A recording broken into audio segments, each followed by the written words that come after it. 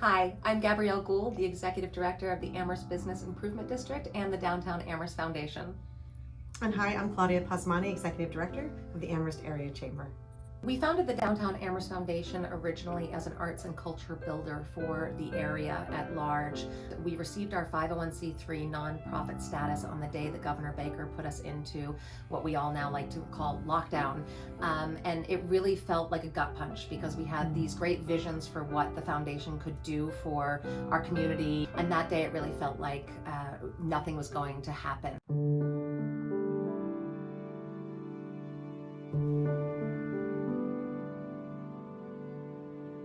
We started brainstorming. Yeah, we started brainstorming and developed a plan to think about, there was restaurant relief and restaurant workers who were out of work, and there was such an enormous pain in our hearts as to what was our new goal for our work. I think the first glimpse was when our restaurants closed. Bistro 63, I'm going to name him, Rasif, opened his restaurant to out of work restaurant workers. And that really tells the story of our community and how we all give back. And so then we thought, okay, wait a minute, that we've got to do more than that. We take it to the next level. How do we help them and the restaurants?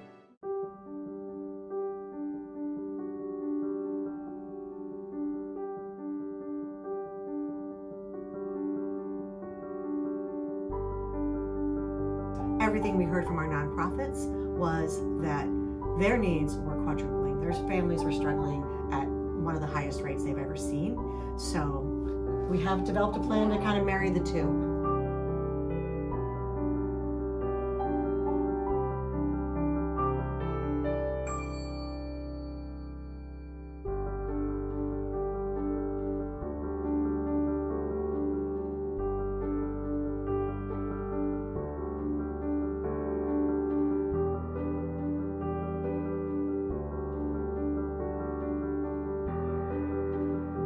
On June 1st, we put out $160,000 worth of grants to Amherst-wide businesses.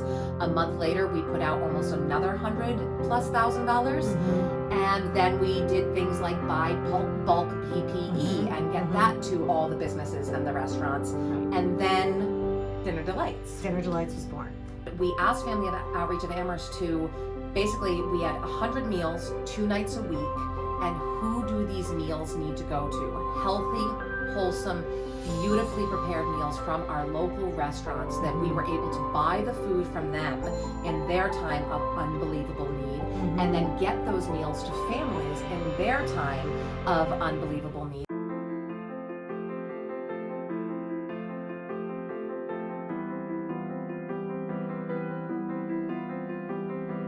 They were color coded. So we had the blue family got 5 meals, the red family got 2 meals, one of them was vegan.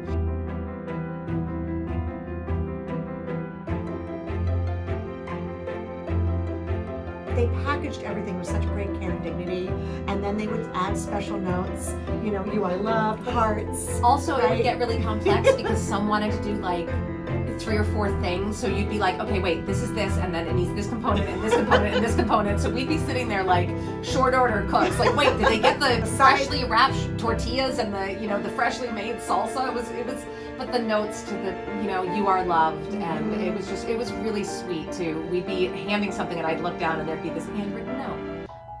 I think one of the most remarkable things about the Dinner Delights and working with Family Outreach was the respect, the care, and the anonymity for the families. I think that's what FOA is all about, is really providing dignity to our families. And now you're gonna make me cry, but that is what this program is really about, is dignity to our workers and to the families that are served by Family Outreach.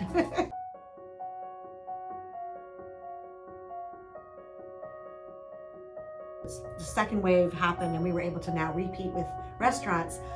They sort of came back with, oh no, we don't want to be paid. And we thought, no, this is the absolute point of the program.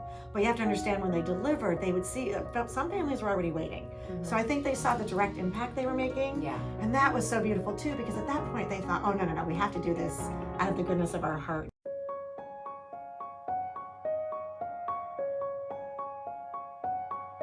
we would get to know these families. And you know, for me, one of the funnest stories was there were 2 young children, and they would take the bus in to get the meals for their families, and they were young.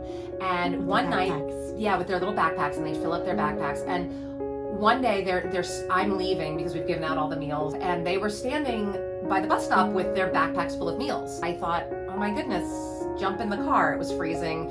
And they jumped in the car, and they just told us how they'd never had sushi before. They'd never had, you know, Tibetan food before. And they just were loving getting the different meals and how exciting that was for them. And then we heard from other families saying, oh, you know what, we went to this restaurant ourselves as a family because we loved the food so much from them. So there were so many fun moments of it. I remember 2 boys came, and I wasn't sure how it was going to be received. You know, we were excited, right? We were just so thrilled that all these partners came together. And these 2 boys were like, what? I've been wanting this so badly. Every one of the holidays, we were able to partner with local retailers to give treats to the families, because they were also families with children. So we were able to serve their needs as well. Hair needs, you know, personal hygiene needs. I mean, it was toys. And this was able to pay a living wage to our restaurants, our retail, and then also to provide support for our retail, who all needed the support. So it really became much bigger than we even had imagined.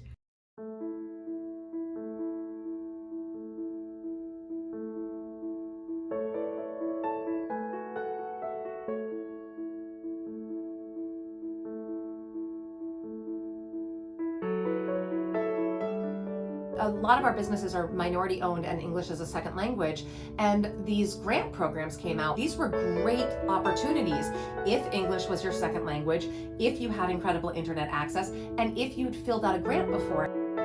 So both the Chamber and the BID, we sat down with countless business owners, scanned their taxes, scanned their documents, filled out their grants with them, hit send, and I think Rep. Dom said that our 2 organizations brought in well over $2 million in funding for small businesses just to Amherst.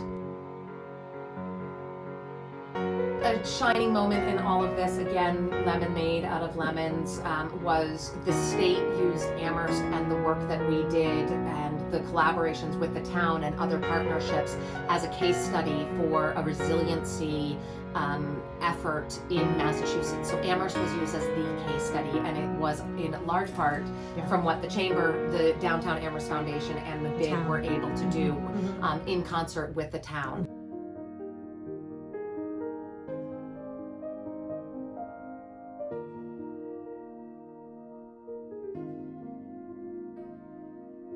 The town, the BID, the Chamber, the just incredible partnership that took this program, the Dinner Delights program, was exactly the foundation we needed to do the next thing, which was continue our Destination Amherst marketing efforts.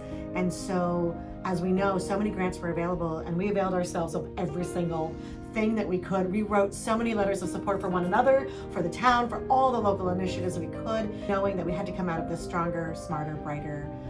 And so one of them came out was Destination Marketing for What's Next Amherst, and we're really proud of that. It was just one of the largest grants in the state, so we're really proud of that. And again, that is to create us as a tourism economic driver, and that's to sustain our families here, right? So what family outreach does is the foundational support, right? But what we can do is to create more opportunities so we have jobs, that we have jobs for everyone, that we're more accessible, more equitable. So to be part of this has been foundational, really, and inspirational for today, tomorrow, the future.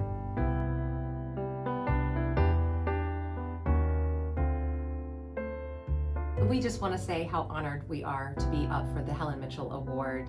We've been through a lot. We've worked really hard. We've had a lot of fun. We've done a lot. Cried a lot. And of course, both of us started crying immediately at being told that they would like to honor us. So thank you so much, Family Outreach of Amherst. Thank you for all the work that Family Outreach does, and for all the supporters out there that will continue to support this amazing work. We're just honored to have played a small part.